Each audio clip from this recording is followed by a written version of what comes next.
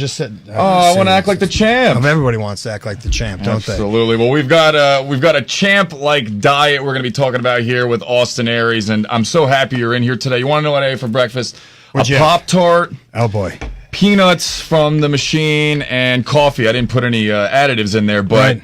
I saw you said you don't put any of that nasty stuff in there. We are talking about your vegan-based diet, right? Or is it plant-based? I mean, either way. I use the term plant-based diet because I know that the term vegan can have a bit of a negative connotation to it, a stigma attached to it that we're trying to break as well. But the thing with the vegan diet is that's really an all-or-nothing proposition, right? You're talking about no meat, no dairy, no eggs, and it's kind of an all or nothing thing. I think with plant-based diet, that's something people can wrap their head around and go, anybody can implement more of a plant-based diet into the lifestyle. It doesn't have to be all or nothing.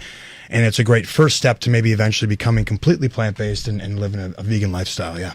So comparing to a diet that I'm doing right now, the slow carb diet, I don't love it because I love things that are on your website. Sure. I saw that you had some mac and cheese. Oh yeah, we just had some delicious stuff and even like a breakfast smoothie where I see you have fruit. Like I'm kind of advised not to eat fruit because of the sugars.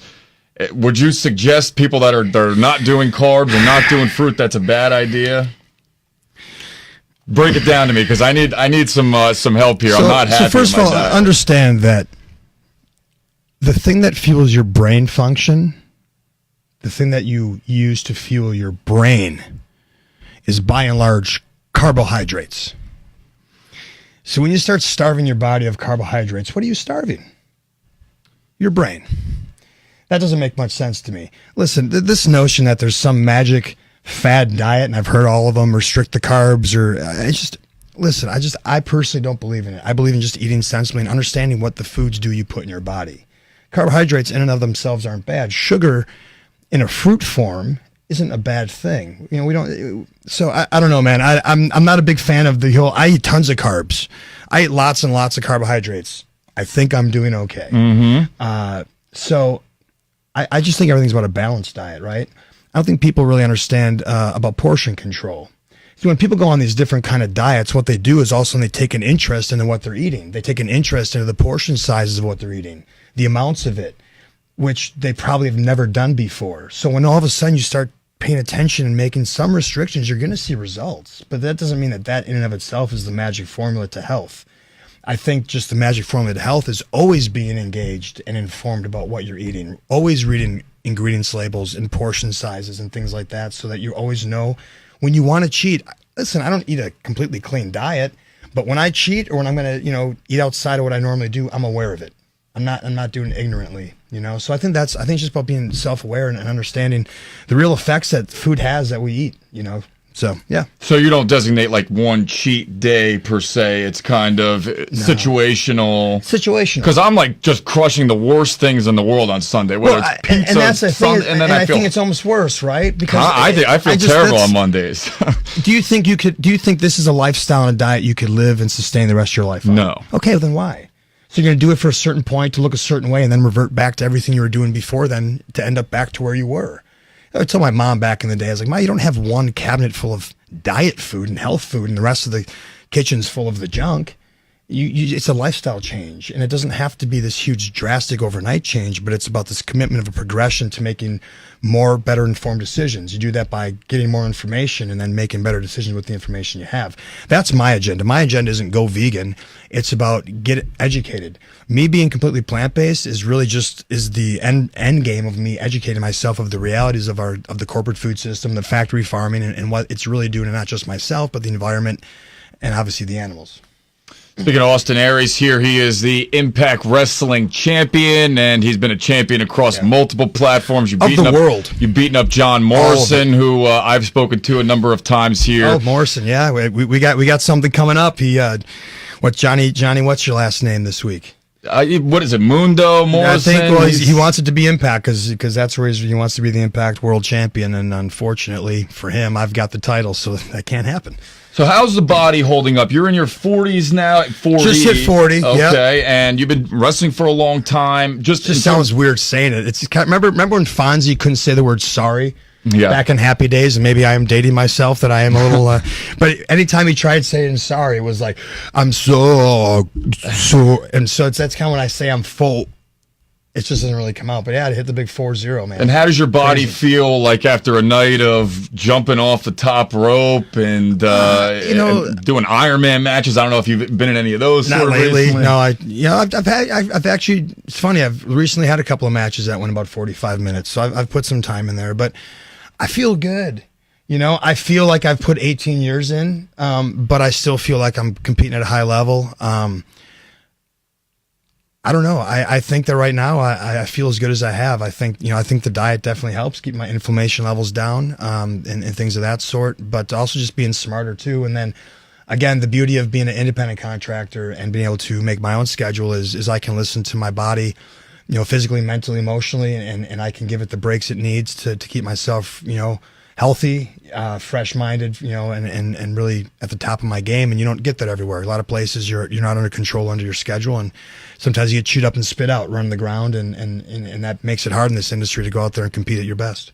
So that's one of the things I wanted to ask you about too. Is a couple of years ago you were with WWE, and now you essentially make your own schedule, as you mentioned, right? You're able to focus on your career with plant-based and helping people eat, as opposed to the grueling schedule of WWE, where I'm seeing these guys last night after they've been in a Hell in a Cell, wrestling for 30 minutes. They're going to have to do house shows during the week, and so this has been kind of better for you long term, you're thinking. Everyone has a different definition of success. For me, I tell a lot of people right now, because they come up and they want to know what happened, or I wish you were still there. And I said, listen, when I open up my calendar right now and I look at the days of the month, I own every one of those days. And I only go to the places I want to go, the places I want to lend my support, the things I want to do. And to me, that's the ultimate level of success. When you own your time and you can make a living doing the things you love to do on your schedule, I think that's what we all strive for, right? That's what we're all trying to save up, and that's what we call retirement. I kind of feel like I go to work sometimes so I can live on vacation, and that's kind of where I'm at. And that's not a bad life to leave right now. And it has allowed me to do these things. Tonight I'm going to be doing this really cool thing with Physicians Committee of Responsible Medicine, which is a great organization that's just really trying to get we look to our doctors to give us the sound information of what's healthy and unhealthy, and the reality is in our corporate healthcare system, where we've decided that we're going to profit on people's sickness. Our doctors aren't being well educated with the realities of our food. They're not putting the time in to study food. First off, an average of 2.5 weeks out of their 4 years of medical school spent on nutrition. And during that time, they're not learning real nutrition, because unfortunately, if our doctors were to tell us stop eating these animal-based products and start eating more of a plant-based diet, and then you don't need me, that's a really bad business model for someone who's trying to make money on you being sick. So the Physicians Committee of Responsible Medicine is trying to actually start to help mobilize, and the doctors are becoming aware that they're not being given the good information to give to their patients. And this is an organization that's trying to better educate, so we can kind of reform that and really start helping patients take their lives in their own hands, which is what we should all be able to do. Absolutely. So that's going to be at Bethesda Row. You're going to be heading there tonight, 7 to 9 p.m. Yeah, 6:30. I'll be doing some signing of some books, chatting, and then 7 o'clock bell time. Wrestling term. We'll get the show going, and it's going to be cool. It's going to be a mix of some, very distinguished, physicians and people in the medical field that are obviously believe in the plant-based diet, and then probably some wrestling fans would come out with some big oversized black T-shirts and maybe blue hair, and it's going to be a nice mix of two different kind of sides of the coin, but people who really are all looking for the same thing, and that's to be healthy, happy, and safe. Sure. And one of the things involved with that too is, what would you say, like, percentage-wise, diet and exercise is more important when you're trying in weight loss? Is there like one? I'd say 80% is what you eat. Really? Yeah, it's all what you put in your body. Think about it. What is more important decision we make than what we put? If I just said, here, drink this. Let's put this in front of you. Drink that. What would be the first thing you'd want to know? What is it? And what's in it, right? Yep. Do you ever ask that when you go put that in your mouth, when you just open the wrapper? You just assume that whoever made that had your best interest at heart, and when it wasn't going to make you sick. Why? You think they care about you? They don't care about you. Right. Any more than that stranger comes up and puts that cup in front of you and says, drink that, eat that.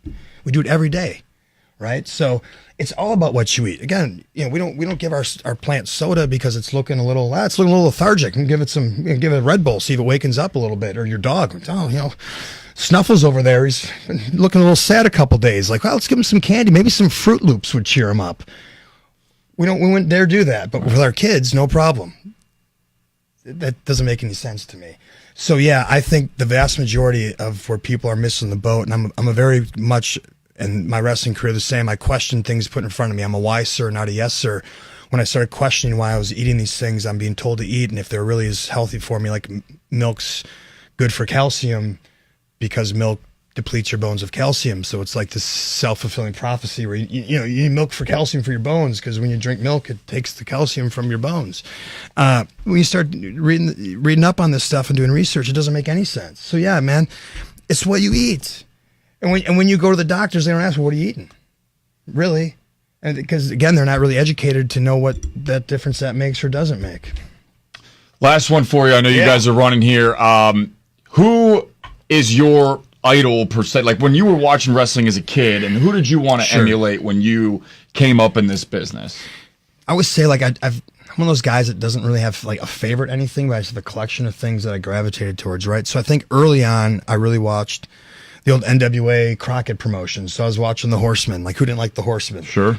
And then as I got a little older and I actually started, in my teens, and then when I started training, I gravitated towards guys like Eddie Guerrero, Chris Benoit, Chris Jericho, and then, Bobby Heenan was a big favorite of mine, Macho Man Randy Savage, so those are some of the guys I think that, if you were to watch me in the ring, I've probably taken a little bit from all those different people, and that's a good collection of guys to take stuff from. And on that, when you speak, like, and you're doing promos and you're behind and you're, commentating, the ability to not fumble, slip over your words, remembering all the things that you need to say, does that just kind of acquired talent from the years in the ring and practicing, or how did you get? Because you're one of like the best mic guys. I mean, WWE featured you as one of the mic guys there.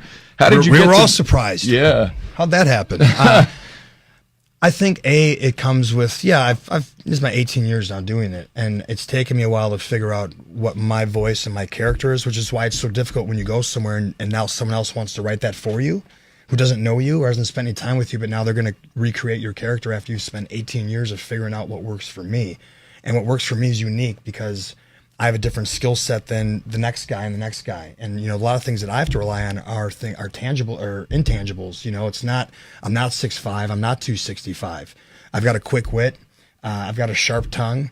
I've got a good brain. But if you take those weapons away from me, then I'm not be able to operate at my best. So I think, it comes with experience. And then also you're always going to fumble. You're prepared for when you drop the ball of how to pick it up quickly and slickly and not let people know, or maybe just punt it down the road a little bit. And, sometimes you got to make fun of yourself. That's how we do. That's how I try to get through this. But I'm hoping that you enjoyed this conversation, Austin. I'm glad you guys came in here today. 2.5 stars. 2.5 stars out of 2.5 stars. The Smeltzer rating. I don't know about that guy.